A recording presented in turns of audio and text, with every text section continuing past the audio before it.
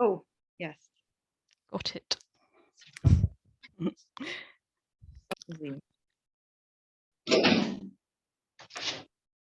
Yep. Lovely. Hello, everybody, and welcome to our webinar, Top Tips for Presentation Skills and Communication Skills.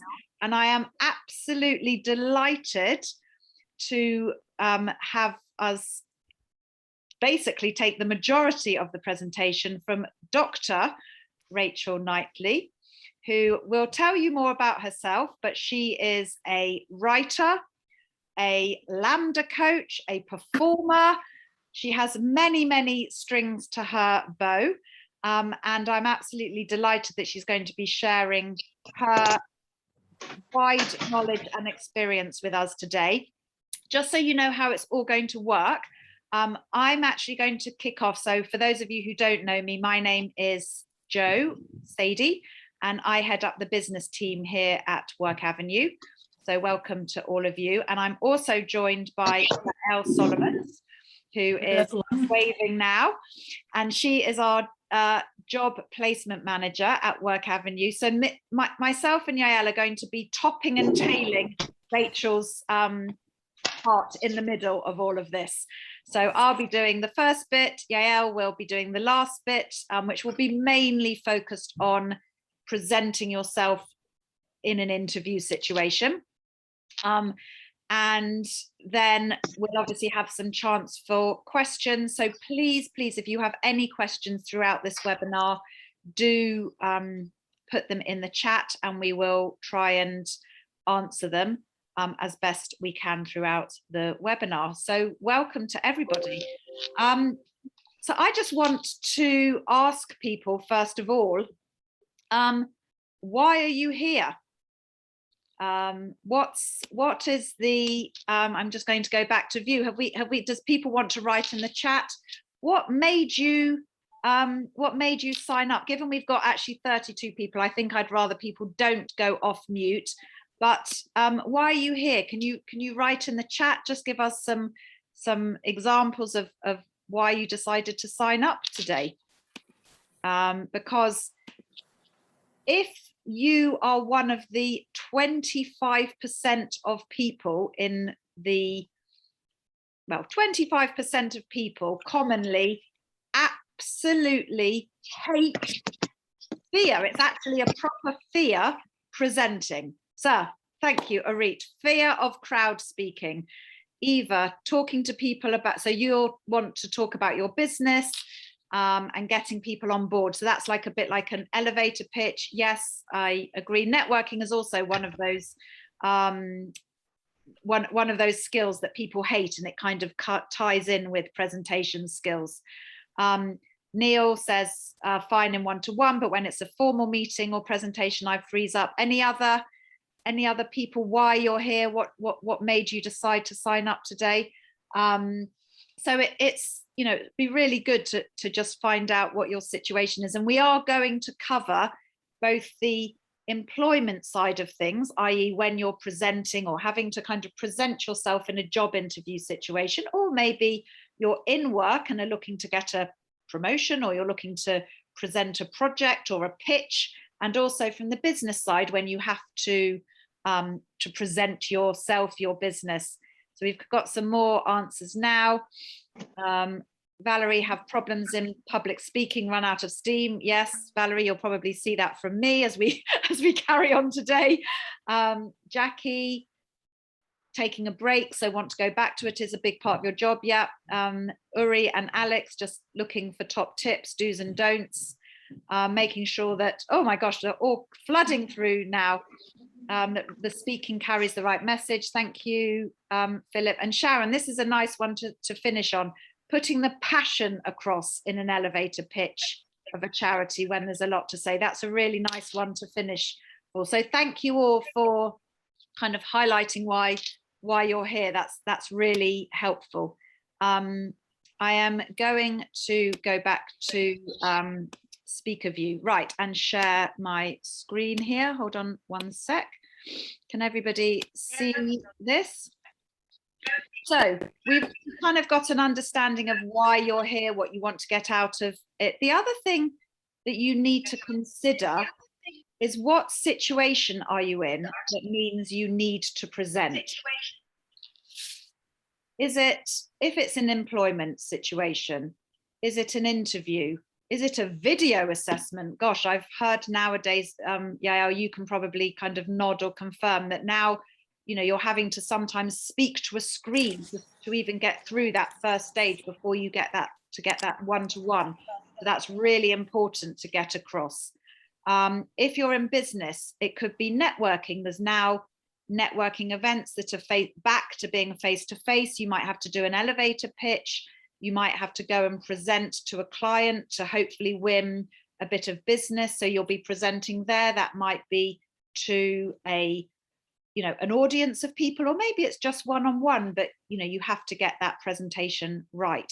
Or maybe the worst case of presentation, is it personal? Are you speaking at a wedding or a bar or bat mitzvah? Are you delivering a speech? That's also very challenging. So the other thing to consider is it a formal or an informal situation? So how formal is the presentation? You know, have you got to stand up and do training or present a big document if you're in a business situation where you've got a lot of people in the room, or is it just one-to-one sitting, much more informal, where you can kind of chat about it? What is that formal or informal? Because that does make a difference as to how you present and the preparation required, as does the audience size. So again, as I said, you know, is it to 1 people, is it to 500, and how well do you know your audience? So it's definitely worth considering how well you know them, you know, especially when you're thinking of putting together the material. Can you use humor, or should you stick away from using any kind of humor, because you don't know how it's going to go down? I'm sure we've all seen best man's speeches which have really not risen to the occasion, in terms of they've just been the person has not read the audience correctly. So do think about how well you're presenting, or how well you know the audience you're presenting to, and what their level of knowledge might be. The next thing to consider is what's the point? What do you want the outcome to be of that presentation or that piece of communication? Obviously, if it's a business outcome, then, you know, what does the client need? What do they need to understand? Have you asked those questions? Is it a meeting where you can ask some questions first and then present your product or service? Or is it as I say, a networking meeting where everybody goes around and has to do their 1-minute elevator pitch, and you're presenting in front of kind of quite a large group of people? So therefore you need to be very short, very succinct, to the point, and make people want to know more about you after you've done that 1-minute elevator pitch.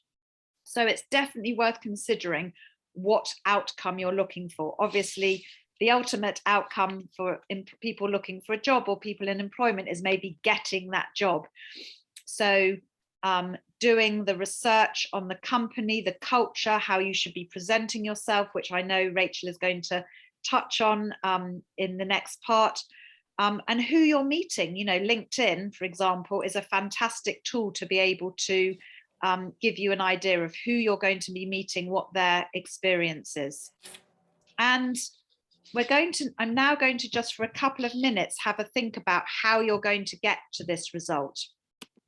And I like to present to you the presentation goal staircase. So what I would do if you are going to do some kind of presentation or elevator pitch or whatever, is to consider breaking it down into bite-sized goals.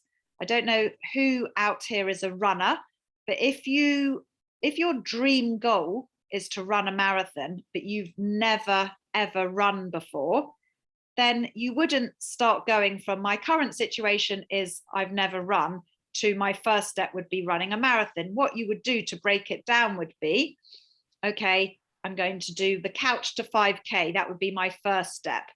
The next step up might be to try to do a 10K run. The next step would be to do a half marathon, and my dream goal is to run the marathon. So that would be your running goal staircase. Obviously, if you're trying to find a job, maybe your first step would be creating the perfect CV, which obviously Work Avenue could help with. The next step might be to have a mock interview skills session with Yael or with one of the rest of the team, so that by the time you get to the presentation or the interview, you feel much more confident about taking those steps. So I think what I would suggest is breaking it all down. Can I just ask if anybody has got, following kind of what we've just discussed there, has anybody got any questions about setting objectives? Please feel free to write them in the chat. Alison, you've got an interview, so I would suggest, if you don't feel confident about which Yael is going to be focusing on interviews, but break that presentation down, or the interview process down, into steps. Anybody got any questions before we move on? No? Okay, well, without further ado, I am absolutely delighted to introduce Rachel. And yes, I'm going to pin you, Rachel, and thank you. Look forward to your add pin. There we are. And I'm going to remove myself. There we are. Hello, everybody. I'm going to be talking to you and showing you pictures at the same time. So I will get this on first, because I think one thing that people really do prefer is not having to look at themselves on Zoom for the most part, for as long as possible. So I'm going to choose to play it that way. A bit about myself and what I'm doing here. I am a writer. I present science fiction. Joe, are you all right to mute everybody? Because I think we've got some other sounds coming through, and I know how distracting that can be. What I do is communication and performance skills. I work with people, some of whom are professional performers, lecturers, writers who might be presenting their work. And some people are just setting up their business for the first time, or just want a bit of a refresher course and an MOT on their skills. Regardless of what your performance experience is, what you're essentially doing always is you are communicating. So my job is to help people with their communication and performance in that order. I will talk about all the ways that practically happens as we go. But first of all, what I'm going to do is say that no matter where you are, no matter where these things are happening, whether it's for a meeting or an interview, or even if you are on the bimmer or whatever is happening, it's absolutely the same skills. And there are things that you can do in your head and on the page here today that will strengthen absolutely wherever you find yourself communicating or performing. Joe started by talking about objectives, and there are different ways of looking at that word, but essentially, and if you're from a performance background, you'll be aware, an objective is just what you want. So with your business meeting, there will be something that you want to get out of that meeting. With the interview, it might be, I want to get the job. With any luck, it will be, I want to make sure this is the right job for me and I'm the right person for it. But there's always going to be things that you're trying to achieve. And really, just the more specific you are about what you want, and the clearer you are in your mind about it, the easier it is to notice if your answers are helping you towards that, or if you feel like you've gone off at a tangent. Knowing your objective really clearly can always help you come back. Strengthening your confidence really does come in with objectives in a big way, because if you can just think about, am I working here towards the thing that I am here for, or have I just got nervous and started talking about something else? You don't have to blame yourself for things like that. If you do notice that something is a little bit wobbly, being aware of it in itself helps you bring it back. So if you think something like, oh, that went a little bit tangential, I want to bring it back, Do not in any way have a go at yourself for that. We all do it. We all do it all the time. It's not a big problem. It's just a case of being aware of it and bringing it back. And the reason that strengthening your confidence is so much to do with your objective is it's not really about me. It's not really about Rachel in this room. It's about the things that Rachel can give to you. So rather than me worry, will they like my shirt? Have I talked for too long about this? Or any of the other things that can go in my head, I know my job is to try and help you build confidence. So if I start to get nervous in my job, what I do is I think about what is my objective, and I just try and do that as well as I can. And it helps me to clarify what I say and what I do. You will hear me use the word connecting quite a lot. So where it says connecting with your audience, what that means is realizing that it's not a bunch of horrible Simon Cowell nightmares going, impress me. That's not what's going on. The person interviewing you wants to genuinely find out if you're the right person for the job and why, and a bit about who you are. And the person you're in a business meeting with, ditto, they want to find out if you are the right person to connect with. So your values and who you are, you want that to come through in your presentation. You want that to be what they see. So one of the things that we're going to go on to is how you prepare in advance to make sure those things come through. Being the right person for the job is a bit more active than it seems. Being and doing. If you have read about this job and you have decided that this is definitely worth applying for because it's the money, it's the location, it's the this, that, and the other, for whatever reason, it's the right thing for now. It's the step on Joe's ladder, the ladder that Joe just showed you, one step at a time. That's working for you now. So again, it's all to do with showing them what you've realized about why you are the right person for it. And making the most of your meetings. Again, I think all of this ties back really, really strongly to objectives, that what you really want to do is be clear about, when I leave this room, what do I want them to take? What do I want to have given them? What do I want to have got from this? So this will be part of the work that you do in advance, just to make sure that you are making the most of the opportunity as is. So this is where I'm going to throw in a little Jewish ethic, which is Hineni. Normally I'm wearing it. I'm actually not wearing it today. I normally do. But Hineni, or here I am, or I am here, is something that I introduce as a thought for when I'm talking about how you stay in the room. And we're going to talk about this now, that I am here, here I am. It's about, oh no, I think that's just come off mute again. It's all about how you say to yourself, not, oh my goodness, what could go wrong? Or what if I don't know the answer? Or things like that. It's about trying to stay in the moment and saying to yourself, I'm here now. At the end of this meeting, at the end of this interview, you know, life will go on. I'm not going to be stuck in this situation forever. So for now, I'm going to make the most of being here in mind and body. And I do this with everybody, from 70-year-old job applicants, business owners, and yes, that's something that is happening a lot. I do it with 6-year-old Lambda first timers. I do it with absolutely everybody. Is this 1, 2, 3 exercise. So all I want you to do right now is just have a look at that head. It's a clip art purple head smiling, reminding me quite a lot of the happy eater symbols. I don't know if everybody else remembers that, but the sort of smile pointing like that. It's not a happy eater, it's a speaker. But here is why they're going to stay happy. That number 1 is right in the middle of the head. Now, I'm almost tempted to say, do you know why? But I think that would make the chat box quite complicated. So I will just talk you through it rather than ask you. The thoughts and the feelings. What you do if, let's say, you are acting or giving a speech. Let's say it's the bridesmaid speech, as I once did, or it's the best man speech or something for work.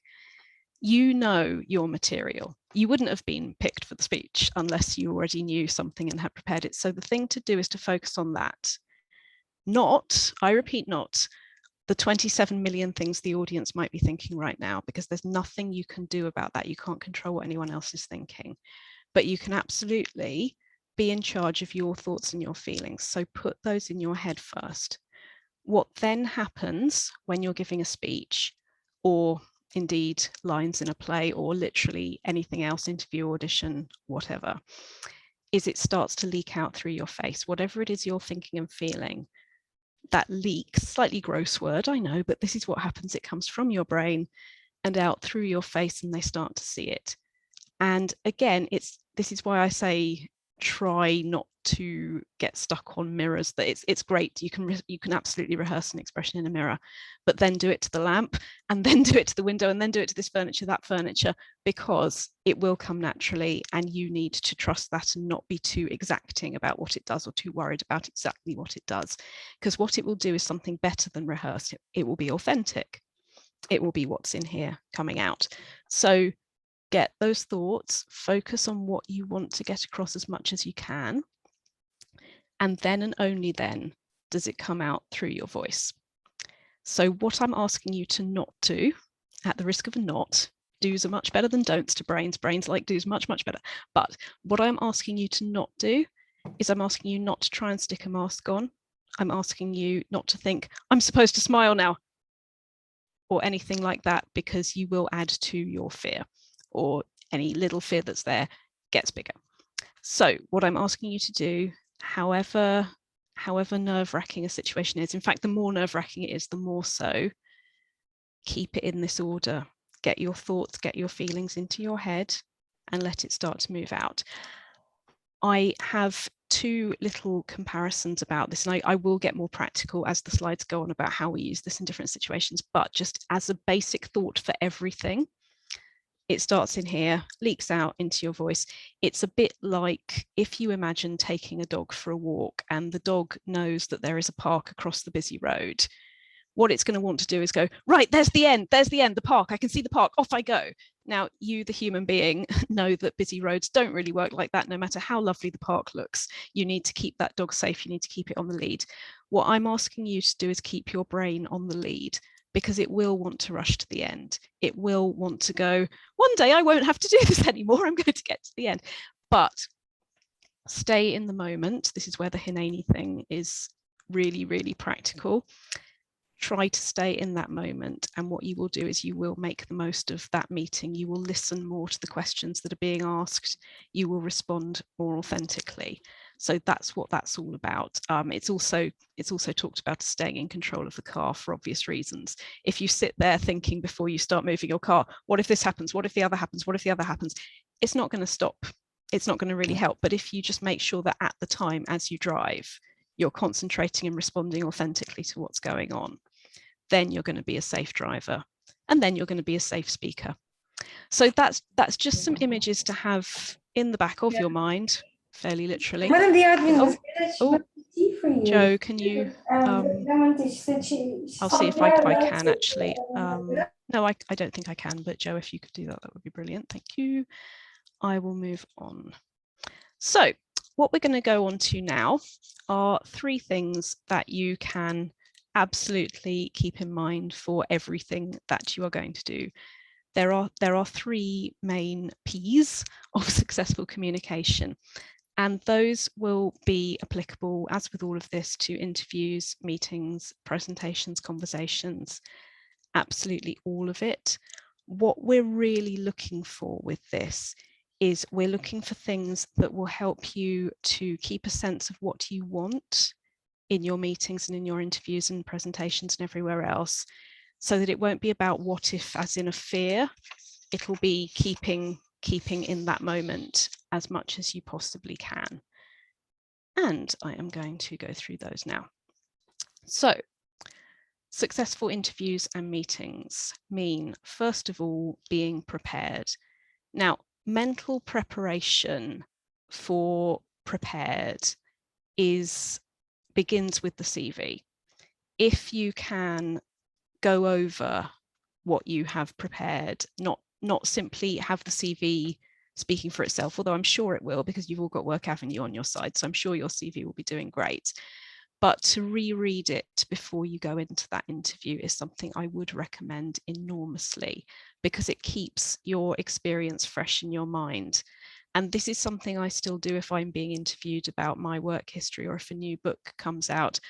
I literally go back and look at everything, because they will ask questions, And it's not because it's a memory test. It's not because I feel like I'm being tested or anything like that. It's because I want to remember what it is I want to advertise, if you will.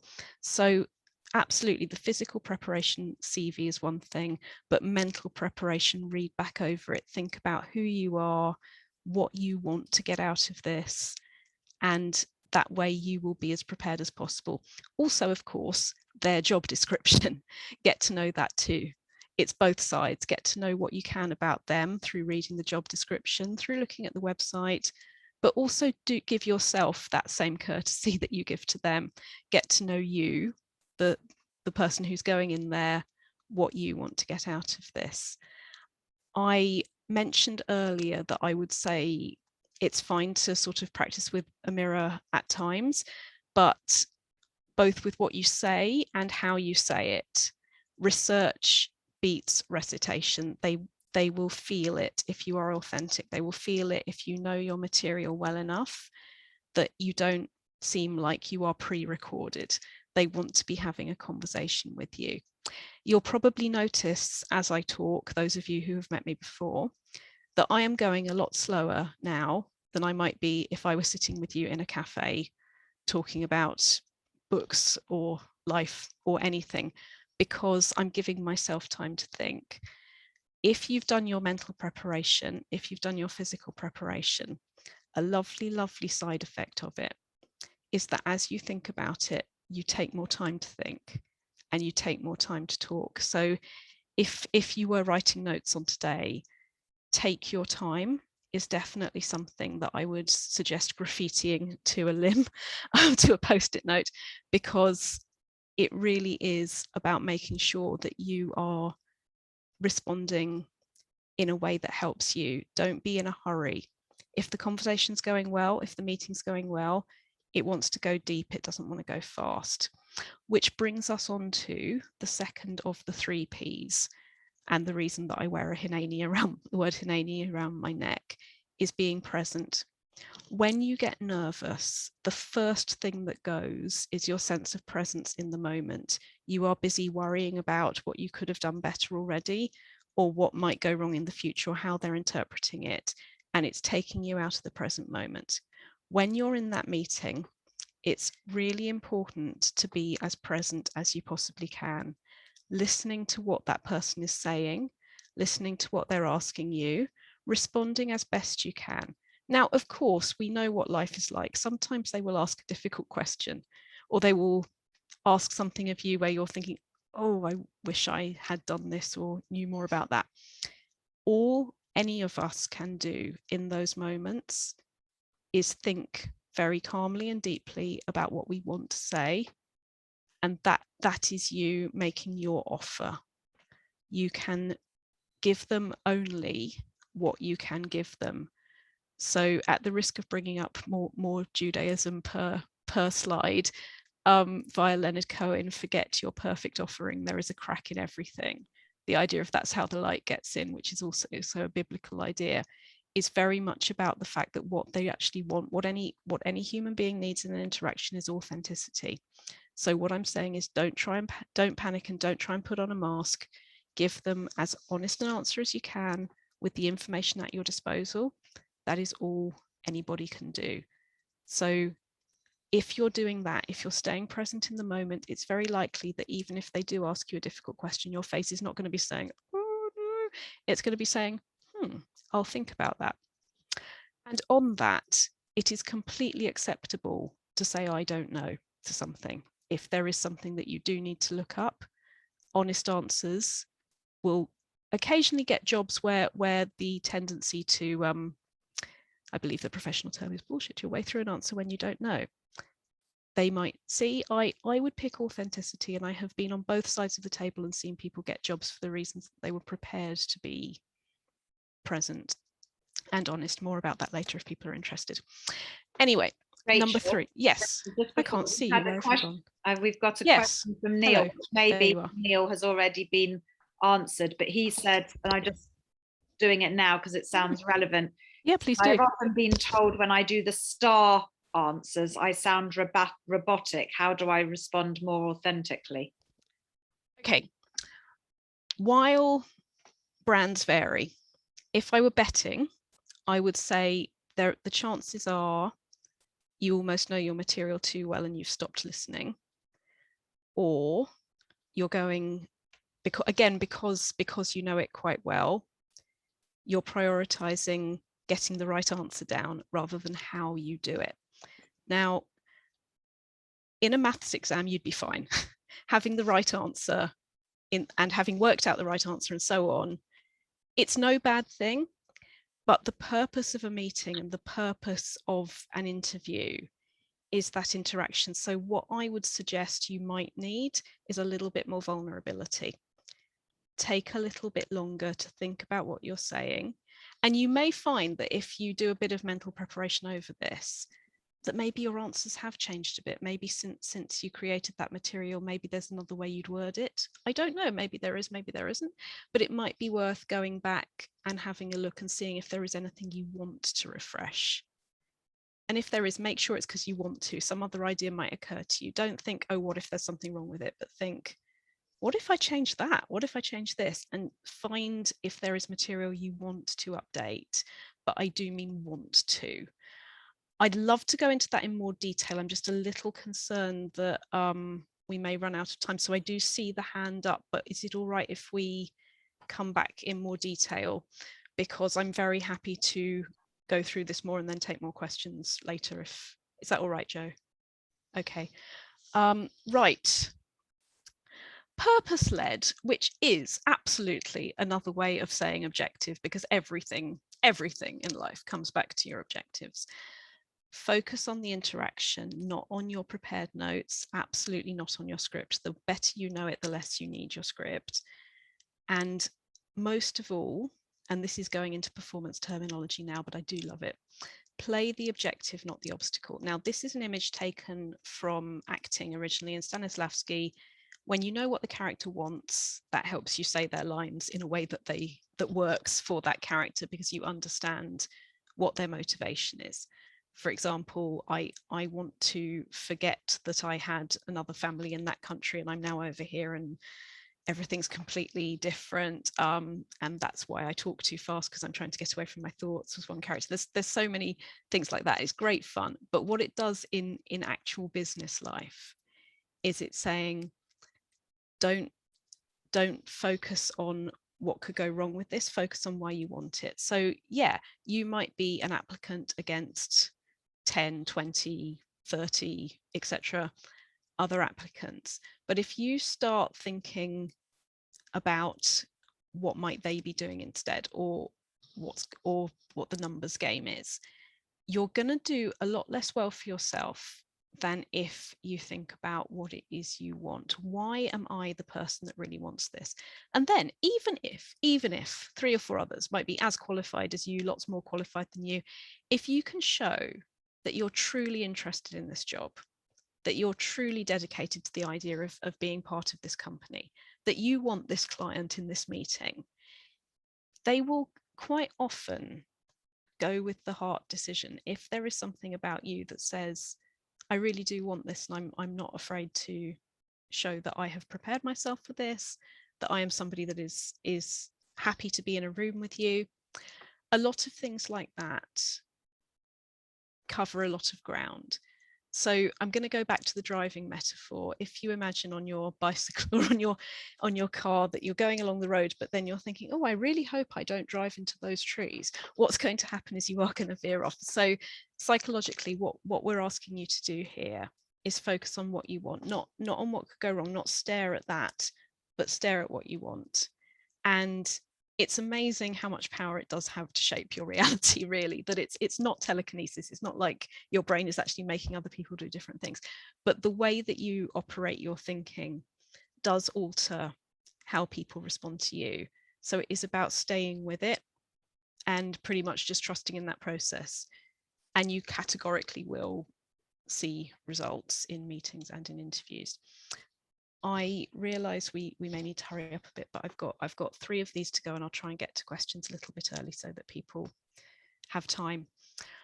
I want to go back to the mind, face, voice diagram. Not literally, I won't actually go back. I'm sure everybody got it, but everything starts in your thoughts. So do prepare it as well as you can.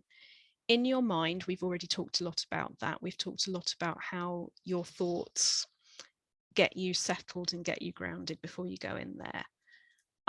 Body in the room, what I would always suggest is think about what is going to make you physically comfortable. So how you dress is very much to do with what sort of job you're going for, but it must also be about what is comfortable for you. So when I was choosing this today, yes, I want it to be a shirt because it is business. But do I want to not do 3 kinds of eyeshadow and eyeliner? No, because I'm me, and it's me that is meant to be here. So I'm not separating parts of my personality. I describe it as being yourself, but more so. When you dress for an interview, go with what is you, but enhanced in some way. It might be that you are more casual than you think is right here, so you go for a little bit more tidied up, or it might be the opposite. It might be that it's all very formal, but this is somewhere they're less so. So it's okay to pay attention to that, but don't get the idea that you are actually playing a different character.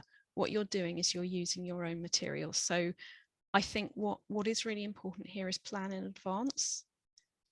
I would also suggest have a hot weather and cold weather option that you have ready the day before, so that you do not worry if something does not quite go to plan.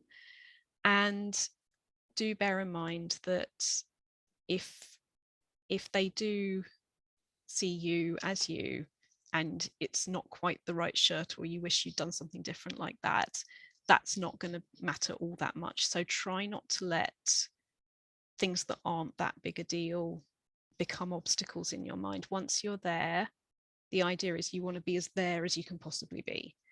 And whether that's on Zoom or whether that is in person, what you're trying to do is get these obstacles out of your way. You're trying to be as present as you possibly can. We can definitely talk a bit more about that later. In terms of Zoom itself, you will see that my head is within, you can still see the top of my head. And because I feel comfortable with all of you, I might lean, because I am prioritizing me having a thought and me being comfortable over absolute beautiful posture. So if you do the odd thing that is not perfect newsreader, really not a problem. I think it's all about being physically comfortable, that if you feel like you are somebody who needs to wave their hands around to think, I know I am, that is not a problem, as long as it's kept in control. And I can also keep them below the Zoom line where you can't see them.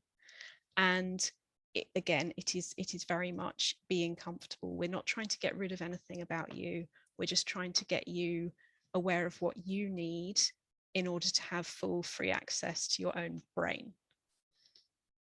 Presence in the room, mental and physical, I do think it is worth reiterating. The more of the preparation you do, the less you'll feel like you need a script. The more mentally and physically you are present in the moment, the less it'll be, I want to say my whole CV in order and go into automation, as Neil, I think it was hinting at. And I realize there will be more of that in questions, but try to make sure that you know your stuff well enough that how they phrase the question does have an effect on how you answer it, that you're not just trying to be pre-recorded. Purpose-led. Mind, we have talked a bit about. I do want to talk about the back, bum, eyes Zoom technique. It works in the real room as well. What I'm doing now is I am sitting back in the chair and I am imagining a series of very small magnets. One of the magnets is right on the top of my bum and it is keeping me at the back of my chair. And I'm leaning on the chair and I'm trusting the chair. And those little magnets go all the way up to the back of my neck. And they stop at the sort of the line just below the shoulders, because what you want is you want your head to be free enough that you're not doing the soldier. Not that soldiers would do that because they'd all pass out and fall over, but you're not doing soldier sitting to attention. You are as relaxed as it's possible to be while leaning back. And that is one that most people find more physically comfortable. You can then, of course, once you've practiced that, you can move your computer around. You can do lots of things like that, and you can find what is right for you. So that is also, I think, a preparation point, that if you can do a little Zoom rehearsal, great. If it's in person, you can totally do an in-person rehearsal, because this kind of chair I can practice being comfortable in. A perchy chair I can practice being comfortable on. There are things you can do. Find the things that you're either concerned about or you think might affect how you physically feel in the room, and feel free to just create a few of those in advance. It isn't cheating. It's just being nice to yourself. I would also say again, whenever you catch yourself thinking, what if, I don't know, what if my face looks panicky? What if my shoelaces aren't tied? What if my hair? What if the traffic? There's only so much you can do. So all I'm asking you to do with that is notice. If your brain is doing an obstacle, notice that it's an obstacle. Try and bring the focus back to the objective. That will help you to think, what can I do about this what if I've thought about? And do it. You know, if you're worried about the traffic, leave half an hour earlier, leave an hour earlier, bring a sandwich. If it's something else, do what you can, but then stop. It's so important with that, because we do worry about things, and often there is a sort of superstition attached to that we think that the worrying is somehow preparation in itself, and actually what it really does is it takes you away from the useful preparation. It just becomes a bit of detritus in your head. So try to focus on the objective in all ways. Okay, whether you are treading the boards if you're acting, or wowing the boardroom, or you are answering the phone at reception or in this Q&A, mind, face, voice, absolutely always. It doesn't matter what the subject is. If I'm on the reception and they say, I need you to put me through to so-and-so, that's all you need to do. You do not need to think, oh no, it's my first day and what if this? I will find out how to do that. And you absolutely focus on what you need to do. Make it about the message, not the messenger. It's not about you on those situations. It's the job, it's what you're achieving. So again, these are the techniques to hang on to when you feel nervous: mind, face, voice, and keep thinking about the objective. Try to achieve the objective. So it has a lot in common when you're in front of people in these situations with the last slide, in that we want you to get as warmed up as you can in your mind and body. We've talked about ways you can do that. If people are interested, I would very happily go over vocal warm-ups and where you can find vocal warm-ups, because something that really does help, especially in winter, is making sure that your voice is feeling comfortable. And you don't have to be an actor, you don't have to be a director, you don't have to be a performer to have a few things you can do in the mirror or on your own in a room. I'd be really happy to go over some of those at the end. But really, it's just a few sounds and poems, little tongue twisters. You could make up your own. And nobody else will ever need to know, but I think it will make you feel a lot better physically and mentally if you want to try that. Okay, presence in front of other people. Start when you're ready. Do not allow being late because of the traffic or the fact that somebody looks very impressive or anything that is on your mind to mean that anyone else lets you hurry. If somebody else lets themselves into that, it can be very tempting to try and match their speed. Sometimes it's not that they're trying to put you off or anything like that. It's just that their energy is quite nervous in themselves. Here is what I do in those situations. Number one, I remember that it's the other person who's nervous, not me. It does not reflect on me that they're nervous, but it is an opportunity for me to help them. Therefore, it will help if I take a little bit more time, make it clear in my mind what they're asking me, and then I answer. I don't try and match their speed. I don't mirror their speed. I take longer. The second thing with that is that you think better if you take longer. So I really would give that as a post-it note to yourself if you think you do have a tendency to speed up when you get worried. You can choose to do the opposite, and it's extremely calming. Purpose-led. Mental and physical focuses are a really, really helpful thing. Personally, this is something I've actually loved about Zoom. Where you have the green light, you know, where you have the little light, the camera above the screen. If I'm worried about eye contact, I can look at the green light, or I can look just above the green light, and I'm talking to you. and I can't see myself anymore. And it feels great. So that's one eye contact trick you can do. If you're in the room, incidentally, this works just as well. What I ask people to do is look for the frizz line, where we have our hair and then we have something that isn't quite our hair, but is still hair sticking up. Aim for the frizz line if you are at all worried about eye contact.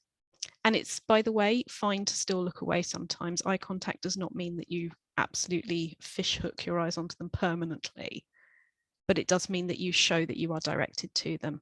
It's fine to sort of take a break if you think and come back, that sort of thing. But there are ways around that if it is something that makes you nervous.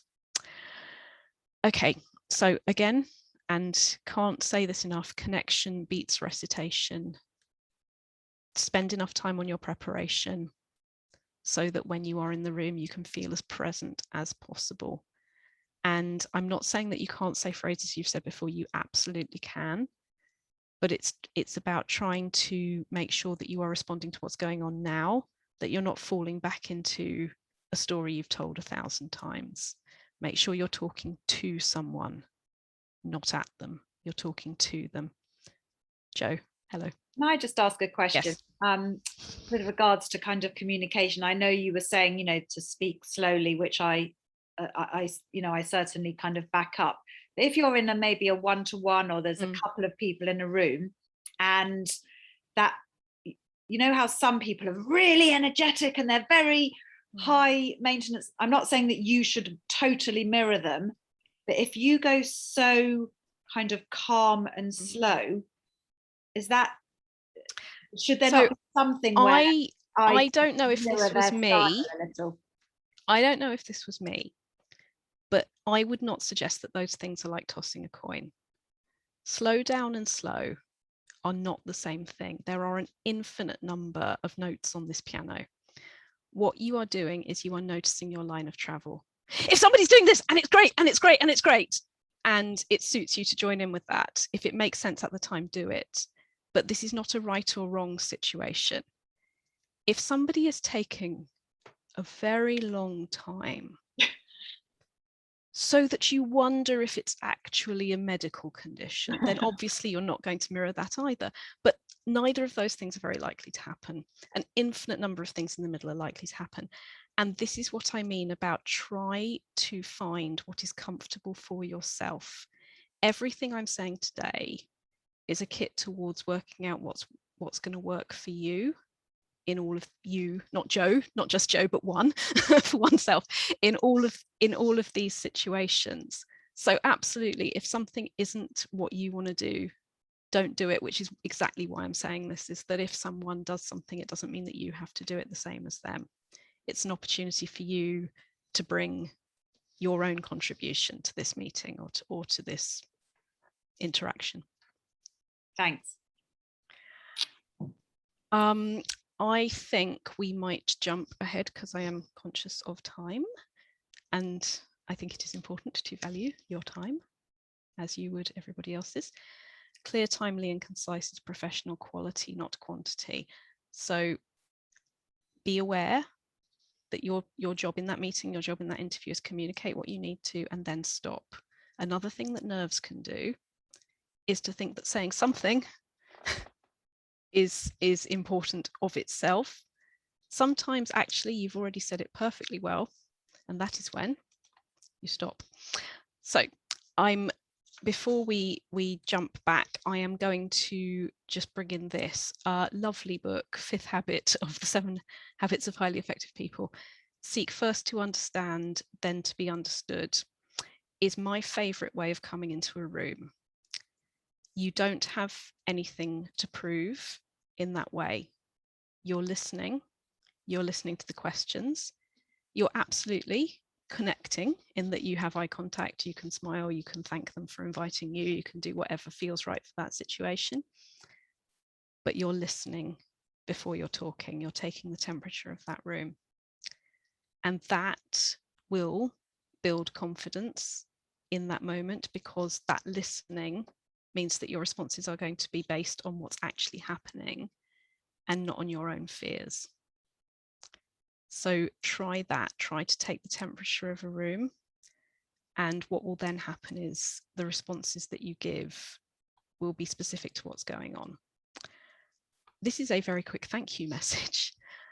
And if anybody would like to talk to me about workshops and courses in public speaking or in any of what we've talked about today, I am really, really happy to talk to any of you. And I think Jo will be sending you the slides afterwards, so you will have that. I will come into questions now. I will stop sharing so I can see everybody. Hello, everybody. Any questions? Oh, Neil, you are the king of questions. Hello, king of questions. Hello, Rachel. Firstly, hello. Thank you very much for your presentation. It definitely rings true. In another life, about 10 years ago, I did lots of acting training and did some directing training as well. And the reason why I brought that up is what you were saying rings very, very true. And for everyone else in the webinar and everyone who's watching on playback as well, it is very, very different being an actor doing auditions, even in classroom format, or standing in front of people and performing a script, and directing someone to perform a script. And I've worked with very, very accomplished professional actors who are literally a bundle of nerves. And you, as the director, the interviewer, all you want to say, and as a director, you can say this in a rehearsal room, just believe in yourself, believe in your ability, and you're there. And once I've seen the transformation in people, once you say that to them, and their performance just changes completely, because it's confidence. And that's the thing about interviews, and that's why I wanted to bring it up. Is my feedback in interviews, and feedback is, there's lots of feedback that people can give because they don't want to give you the job, but it goes either you're too robotic because you've been doing the star answers to the letter, your preparation, or you're going into too much detail. But using the acting metaphor, when you nail it and you know that you're in that moment and you're connected with the other person, you know it, you can feel it, you can physically feel it. My question is, if you've got one interview that you really are connecting with and another you're not, how do you bring that connection with the other person so that their conversation afterwards is, yeah, they're brilliant, take them on, rather than, well, I wasn't too sure, yeah, he said this, he said that. How is the best way to bring both people on side? Okay, thank you for that. Funny enough, Rachel, that question's also come in from somebody else to say, what do you do if it's a panel meeting of more than like 5 people? How would you go about it?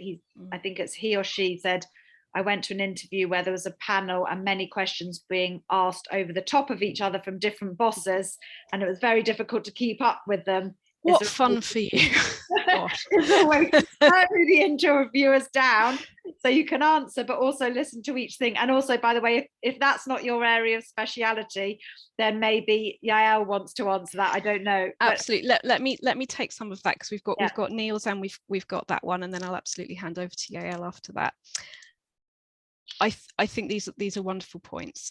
Something I want to throw in on the examples that Neil used with actors and non-actors, the idea of just believe in yourself, it's the just that can scare people, because when you don't believe in yourself, to say, it's like if somebody says just relax, it's that easy, and then you feel even more separation of us and them. It's like, well, if it's that easy for you, how can I even talk to you? And what I want to say about that is, confidence isn't something that you either have or don't. There are habits, and the ones that I'm giving you today are small but extremely steady habits that if you repeat them, like any other habit, like learning a musical instrument or a language, if you do these small things over and over again, my goodness, are you going to see the difference? Whereas like with gym membership, you know, if you sort of buy it in January and then put the slides somewhere and don't think about it for 6 months, obviously not so much. But if you do a little bit more and more and more, these things absolutely do become natural. I'm going to go in reverse order with the answers, if that's all right. The panel question. The thing that I would say, and I'll absolutely hand over to Yael for some of this as well, is you can do one thing that categorically will help, which is make sure that you get a chance to listen to all of them, which means eye contact, or cheating eye contact, above or at all of their faces, not just whoever is loudest or has the most presence, but see all of them. And then ask the people who have been talked over if they would mind repeating their question, so that you have the best chance of answering all of those. I do that in a bunch of situations where nobody's deliberately being unpleasant, but they've got their own power dynamics going on, which is clearly what's happening there, because those are not best practice techniques that panel is using. That they're meant to be there for you, not the other way around. You know, they're meant to be finding out about you.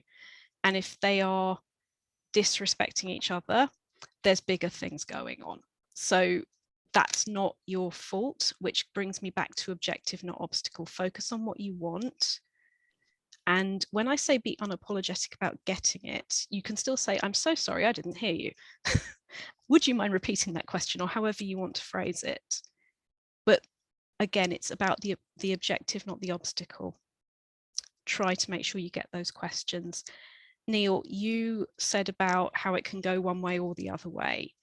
I think if I were to give you one magic fairy sort of gift through the internet now, the thing that I would want to give you is enough time with yourself to come back to some authenticity, because as with an actor who is playing the same character in Les Miserables, let's say, for 6 months and has done this extremely important, very moving and wonderful thing, but twice a day for 6 months, it's very difficult to stay fresh. But even though this isn't acting, it's still a human brain. It's still difficult for the same reasons. You need to find your truth now with these words. And that's something I or lots of coaches can absolutely help you with. And I will, I promise I'm going to come to you in a second. But I think be aware it is possible and you can improve the situation. I'm absolutely sure that you will as well, because you've identified the problems, therefore you can look for the solutions. So go you. Yeah, hello. Okay, hi. Yes, sure. Thanks, Rachel. Hello, everyone. Just for anyone who hasn't met me before, who doesn't know me, in my capacity at Work Avenue, I look after the jobs board. So I work with all of the employers who advertise their vacancies on our jobs board and put our clients forward for those roles. And that involves a lot of discussions around interviews, both from the employer's perspective, from the candidate's perspective, having done a lot of practice interviews with people and real interviews as well. So just to go back to the point that I think it was Alex asked about a panel interview where you've got many different people asking you questions. Of course, from your side, you're going to be as prepared as you can. And I would endorse everything that Rachel has said already in terms of preparing yourself, your body language practically, but also thinking about the content of what you're going to say. But because we're always dealing with people on the other side, there are never any absolute certainties. So you could come to an interview where the interviewers are very experienced, they've interviewed many times before, they know what they want to ask, one of them will ask questions or they'll take turns, and it's all sort of done in a very quite nice professional way. And then at the other end, you might get this type of experience that was described here, where you have all sorts of people talking over each other. Maybe it's more conversational, or they hadn't really thought of what they're going to ask you before you come, or they do all the speaking and you feel like I haven't had a chance to say anything. So all of these experiences are really experiences that people go through. So the more aware you can be in advance of the culture and the type of place that you're going to and the style that the interview may take, the more helpful it will be for you in terms of preparation. But I guess there's always going to be a little bit of an unknown element there. So taking the advice that Rachel mentioned in terms of just trying to make eye contact with everybody in a multi-person interview and answer the questions as best as you can to them. Okay. I also want to say, if you are in an interview for a job, there's a reason why you are there. So the stage before the interview is the written application. So the employer will look at your CV, your cover letter, your application form, whatever the method was that you used to apply for the job. And they have obviously seen things there that make them interested enough that they would now like to meet you and hear about you. So you are there for a reason, and this is your opportunity now to sell yourself for the job that you are going for. So I'm just going to share a few slides. Just say, from a business point of view, for those people who have got their own businesses, I would also agree with that. So if you've had that kind of initial conversation, or there's been an inquiry or something, then the person that you're selling to, the potential client, also wants to know more about you. So don't ignore the fact that you're there to kind of help them understand more about you. Obviously, it depends on the situation, whether it's just a very formal pitch or whether it's a much more kind of casual situation where what you're trying to do is a sales presentation where you're asking questions first of all and kind of trying to find out about what their needs are, and then slightly more challengingly you're having to present your product or service to them, having taken on board what they've said to you.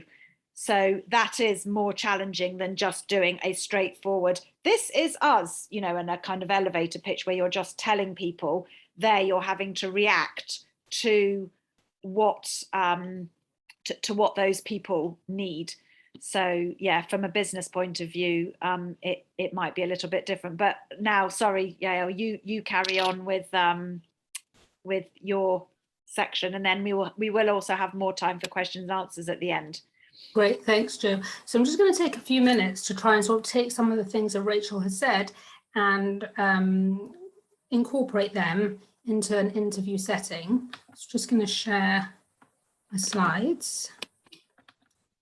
So the first thing, and this is when we're arriving actually at the interview. I'm not going to cover the preparation before. I think Rachel's already spoken quite eloquently about that. If you look at this question here, the most significant factor when meeting someone for the first time, and its content of what they say, their tone of voice, or their body language. Now, this is from a quite famous study, so I'll bring up the answer in a second. But I don't know if people want to just very quickly write onto the chat the order that they would put those letters in, A, B, and C, in terms of significance as a first impression. If we're getting any answers from anybody, just gonna have a look. Okay, we want to rank them in order. Okay, so I'm getting a few different answers here. I'm just going to move on just because of time and show you. Okay, so we can see in the diagram there that the majority is someone's body language and how they sound.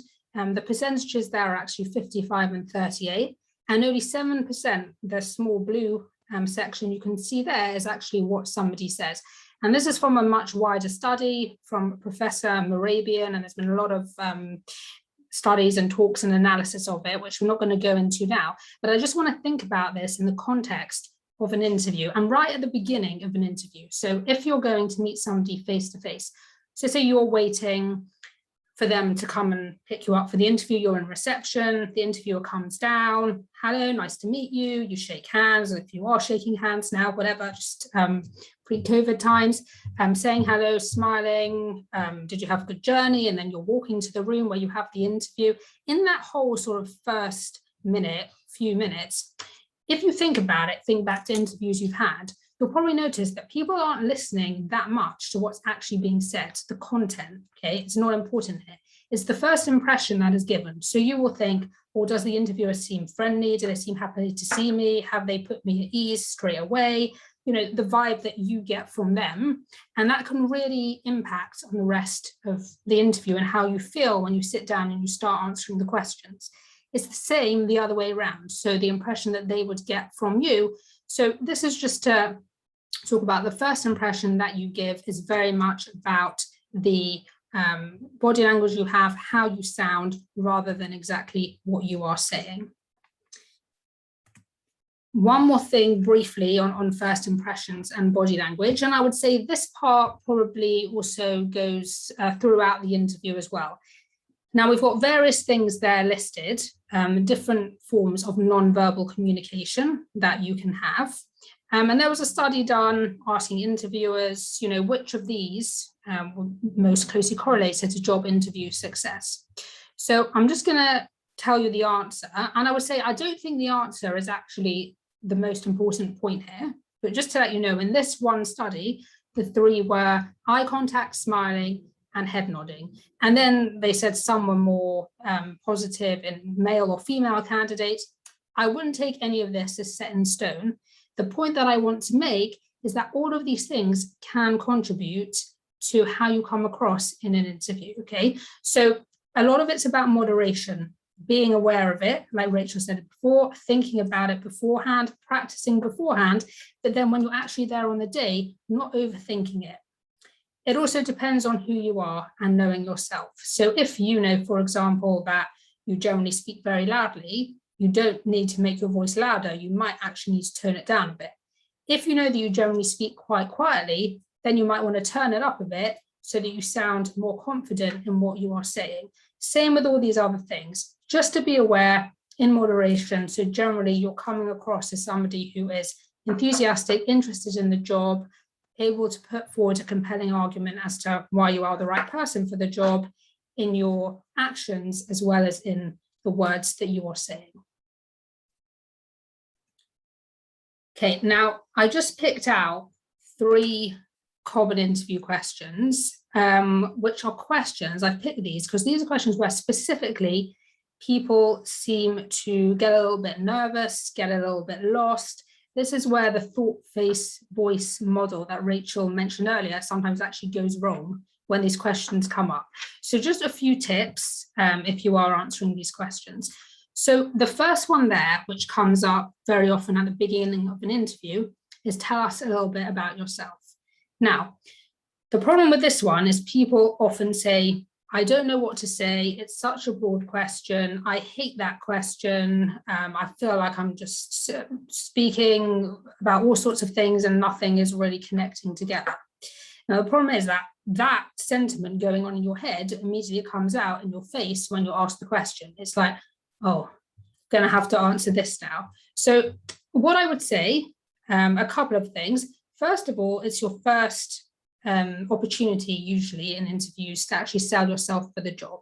So it's knowing what the job is, what are the requirements of the role, and trying to summarize your skills and experience in the context of that, okay?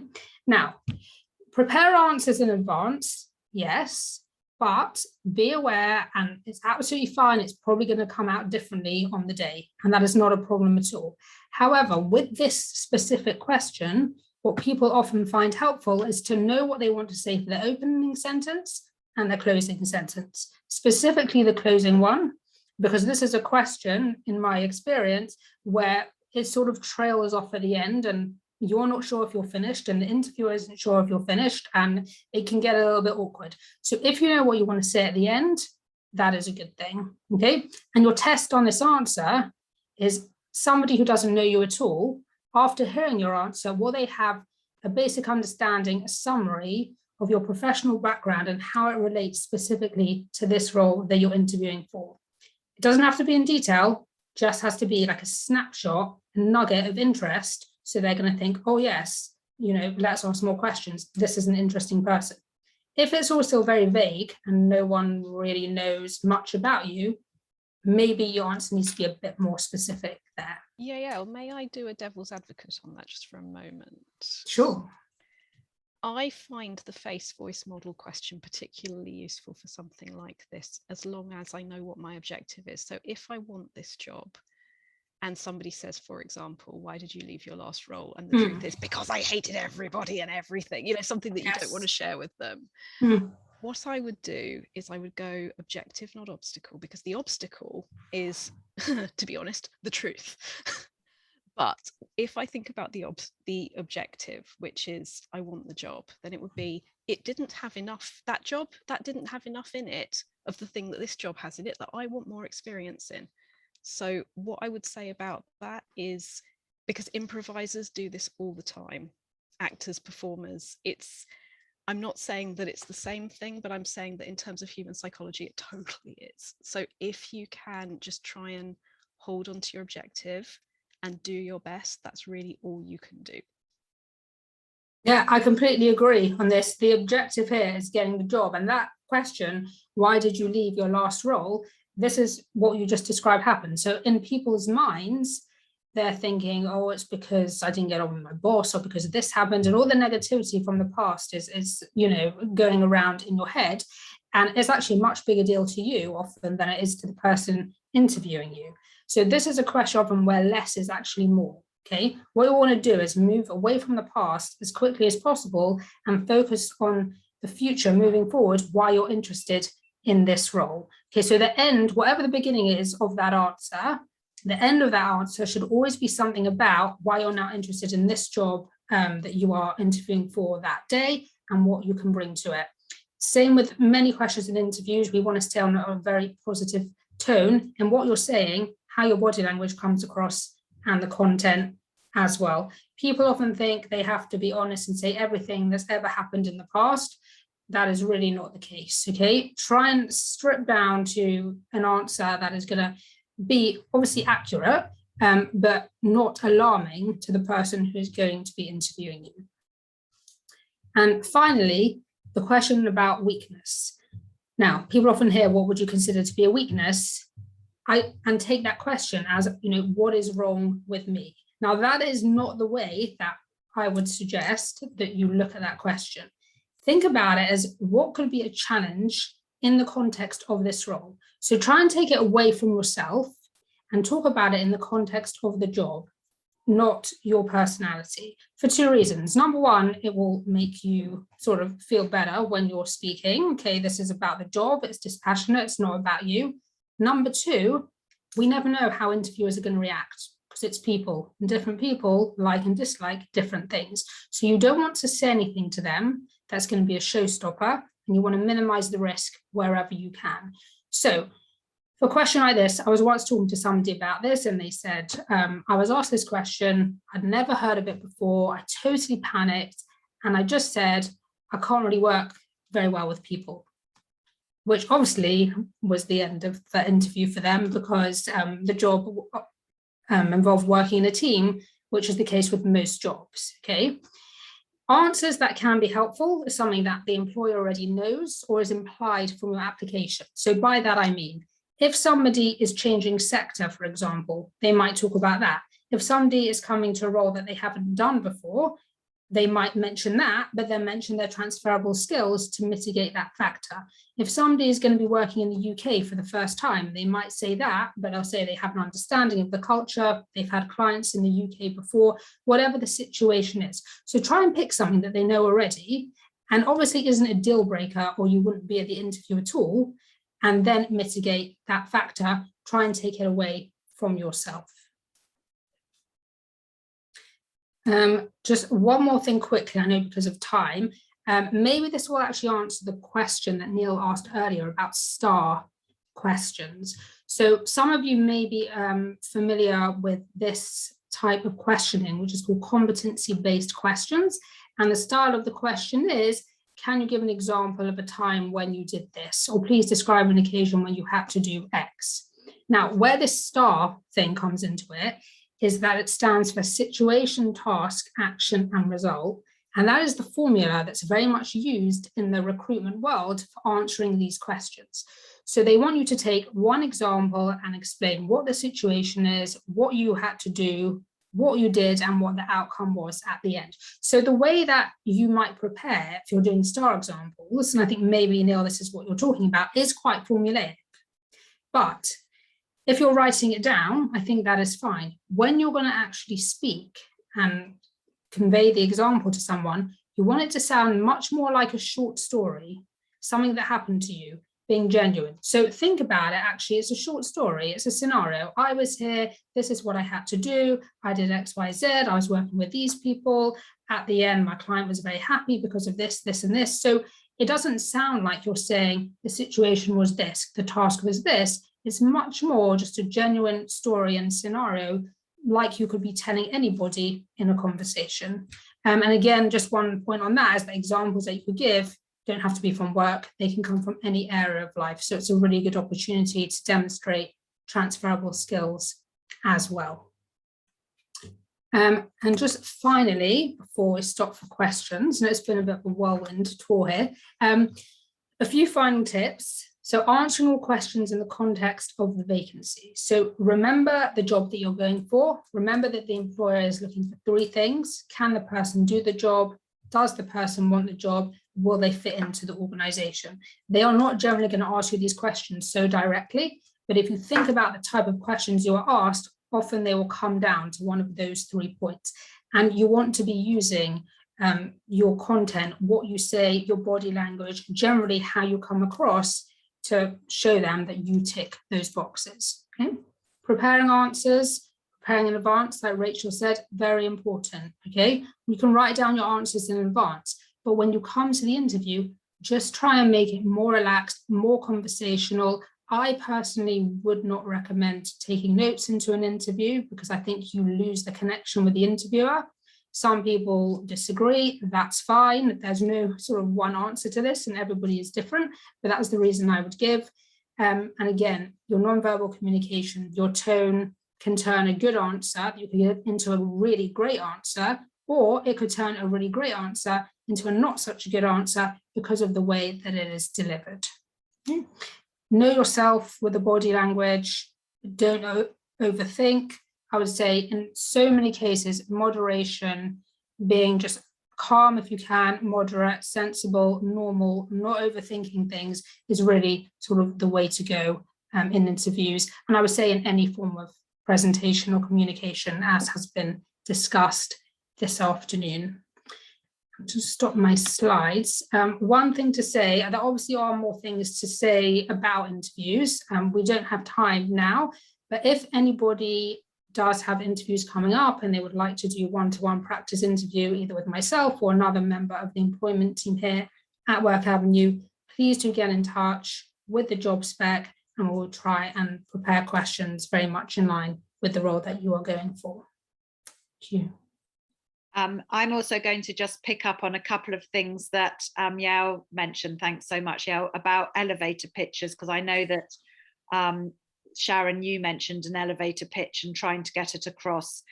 Obviously, an elevator pitch can definitely be practiced, but the passion that you talk about in your example, the charity or your business, will really come across much more than the exact words that you say. But also, again, it's knowing your audience. So it's understanding who you're presenting to or who you're talking to in an elevator pitch or a networking situation, so that you can maybe slightly make that pitch more relatable. You know, if it's a donor, you might decide to focus on one thing, whereas if it's, I don't know, a service user, then it might be something else. So I think it's really about understanding the situation that you've got and the scenario that you're presenting in is really, really important. So thank you to both Yael and very, very much to Rachel. We have got time for questions if anybody has any questions. Yesterday there was we had a few, but please, very, very happy, we're here to answer your questions. So either raise your hand or put them in the chat. We did actually have one from somebody. Hold on 1 minute. Joe, I can see a question about the if you asked about the past. Yes, do you want to answer that? Yeah, thank you. Yeah, sure. I think that was the one where we said, why did you leave your last job? Right, so sorry if I didn't explain that clearly. I wasn't suggesting that you completely ignore why you left your last job and just talk about the future. What I'm saying is we don't want to dwell on things that are going to be of concern to a potential employer. So let's say you work somewhere for 5 years and at the end there was some incident with your manager and you decided you couldn't stay there anymore, so you move on. Okay, now 5 years is a significant amount of time to be in a job. So if you were asked why you left your job, you could say, you know, I've been there 5 years. I gained a lot of experience and skills during that time, working with different clients. I just feel the time now is to move on. And I would really like to find a role like this where I can develop my career further. So you don't have to mention the parts which might be a bit more thorny, is what I'm saying. Not to obviously not answer the question at all, because you do need to answer what you are being asked in the interview. So I hope that maybe clarifies the question. Can I join in? Yes, please. Something else about that I find absolutely fascinating is the way that we always, when there's been a bad situation, have a tendency to think the worst about ourselves and believe that what we're doing is objective rather than subjective, that what you're doing is objective truth. But actually your take on how it all exploded in your face and why you wanted to leave isn't necessarily the whole truth. It may very well be the worst possible version of it, and the colleague sitting across from you might see it in a totally different way. So don't feel like you're lying if you don't give every single nasty moment, because actually, as Yael has said, there are other things going on, particularly when you've been doing something for a few years. So if you do feel like you have a tendency to see the worst in yourself, it's not about trying to change that. It's not about saying I shouldn't be thinking that or blaming the thoughts. It's just about noticing the thoughts and then choosing to do a bit of preparatory work on them, going, actually what happened there was I wasn't fulfilled. I didn't feel like I was in the best place for me in my work environment. And I'm really glad that something happened that made me realize that and made me realize I can do something about it. And that's not just a positive spin, that is literal truth. Just before we go to you, Neil, have we got, because you have had a couple of questions answered, but we will come to you. Anybody got any other questions? I do want to raise one thing, because it was just a very obvious networking situation about body language, that once when somebody was doing a presentation, they had a very unfortunate tick of their shoulder, which was going up and down the whole time. And so Rachel, I don't know, obviously all I now remember from that one meeting, and it was probably 5 or 10 years ago, and all I remember from that meeting was this lady who's, you know, or somebody's standing with their, you know, with their pen and kind of clicking the pen or putting their hands in their pocket and jingling the change around. Like, how do you stop that tick? Can I jump in really quickly, and I'll try and keep this really, really short. There are so many things in that could be, and if, and I'm only saying if, there were a medical condition involved or emotional responses were resulting in a specific movement, that is something that people can help you sort out. However, as I was saying with Neil and his automaton worry, those problems can only get solved when someone knows they've got that problem. So it's what happens next that counts. It's not about not having awful problems with your speaking. It's about realizing that you do have a choice and you do have options, and there are resources to help. Thank you. Neil, your question quickly. We've got a few minutes left. Yeah, that's absolutely fine. It's probably a question that everyone can relate to. It's if you're asked a question in an interview and literally it comes out of nowhere and you're aware of how to answer the question, but you haven't been able to prepare for it. I think this is a common scenario in certain types of interviews. How do you collect yourself, stay in the moment, and deliver a really authentic answer because the intention of the question is to see how you react under pressure and how you think. So they're doing it as a way of seeing how you react if you were given a crisis or something to deal with very, very quickly. How do you maintain that cool, calm, collected way and deliver a really authentic answer without overthinking it? Only because I want to say it really fast and then I will hand back. The only alternative to focusing on your objective is focusing on the obstacles. So we are not saying we can magically make it effortless and easy, but the more you do these habits, the more effortless-ish and easier it will start to become, because the reason those questions are good, they are good questions, is that it does create an opportunity for you to demonstrate what your capabilities are.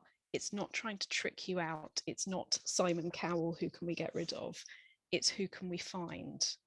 So allow yourself to trust the process, because to say anything like that, to catch your brain doing anything like that, is harder than the solution. The solution is go to your thoughts, focus entirely in the moment, respond as best you can.